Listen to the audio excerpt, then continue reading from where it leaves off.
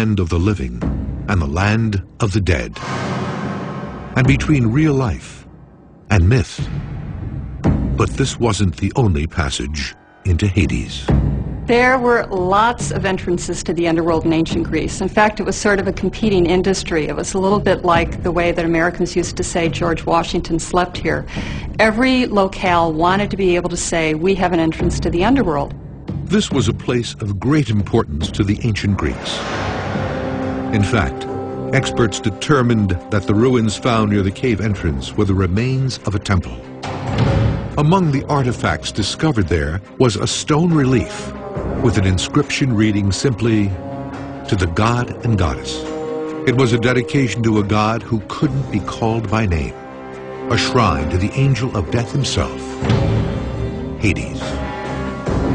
You need to remember that temples to Hades are not common. Because of who he is and what his worship is, there aren't many reasons to build temples. In fact, the way you would get his attention is you smash on the ground and say, "Hey, Hades!" So the fact that there's a temple at Eleusis is just striking. It was here, at Eleusis, that ancient Greece's largest religious cult met to worship. A secret society obsessed with death. We know historical personages who would go there and stay and go through the initiation. Plato, Cicero, Socrates. That tells you the importance of it. Surviving texts reveal that the cult members came here in search of a shortcut to paradise, a path to eternal bliss in the realm of Hades. Cults would give you the information you needed to find your way to the islands of the blessed. You lived it out in relative splendor, with great abundance of food and parties and wine. Experts believe the cult at Eleusis may have influenced another religion that promises life after death: Christianity. We know that the cult helped to liberate people from the fear of death. It very interestingly prepared the ground for Christianity. It sowed the seeds of a universal cult that revolved around the defeat of death.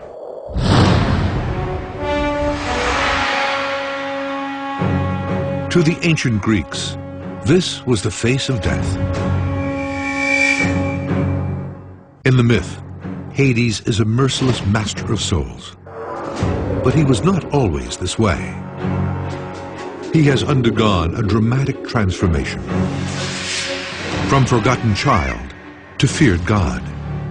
In fact, he was cursed from the moment of birth, when he was eaten alive by his own father.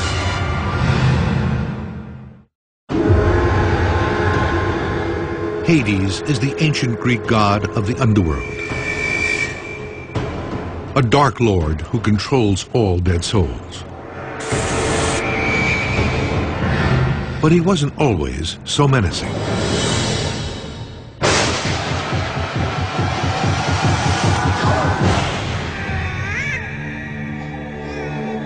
In the palace of the gods, a baby's cries pierce the silence. A newborn son. His name is Hades. His father is Cronus, the king of Greece's ruling gods, the Titans. Cronus was told in a prophecy that one of his children would murder him, and he is determined to make sure that doesn't happen. The father fears being replaced by the son. That's human psychology. Cronus' solution to the problem was eat your kids.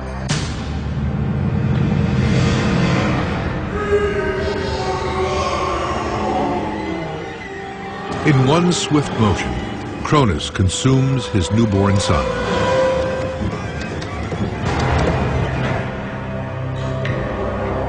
Infanticide wasn't really common in ancient Greece, so the idea of a father actually deliberately trying to kill his children would have been very shocking to them.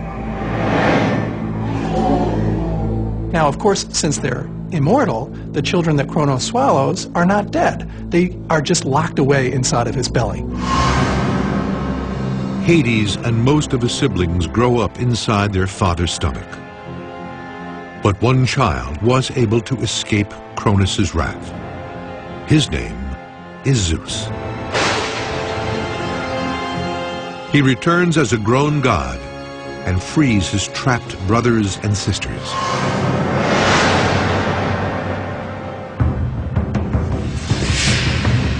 The siblings now unite to form the Olympians and seize control of the universe from their parents in a final clash with the Titans.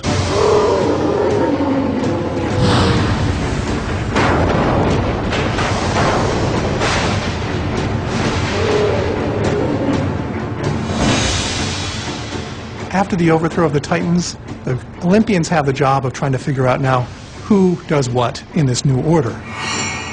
Hades, Poseidon, and Zeus, the three male Olympians, agree to divide the spoils of conquest. It is a defining moment for Hades, one that will forever determine the power structure of the gods. Hades is the oldest child, and according to the real Greek law of the time, that gives him an advantage. Throughout most of the Greek world, the law of primogeniture was the practice, which means the oldest born, who should be Hades, should have by right inherited the largest share. But Zeus, the youngest brother, has his own ambitions to rule the world. It is a clash between Zeus's ambition and Hades' birthright. The brothers decide to draw lots. Whoever wins the heavens will become the king of the gods.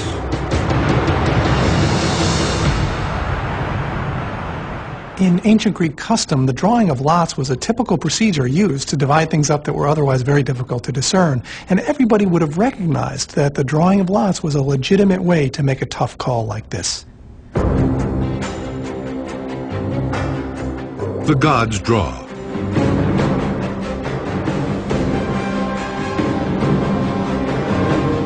Poseidon claims the seas.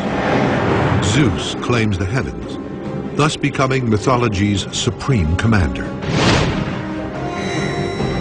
And Hades draws the short straw. He is left with the land of the dead. This was not something he chose for himself. It was fated him, he did it, but it bent him in some ways. It made him not a happy god. It is a tragic turning point for Hades. He could have ruled the universe. Instead, he is condemned to the realm of the dead. In ancient Greece, the attitude towards death was not so different to our feelings today towards death. So people would not worship Hades as much as they did Poseidon and Zeus. Other gods do not come to see him because death is hateful to the gods. Hades' new home is dark, bleak, and filled with the sadness of dead souls. Ancient texts describe it as a dank expanse of caves and rivers. It is a place that is dark and gloomy. Its rivers are full of mist. It has the stench of decay. It's a very forbidding place. It's a place where if you go, you do not come back from. So goes the myth. But could it be based on reality?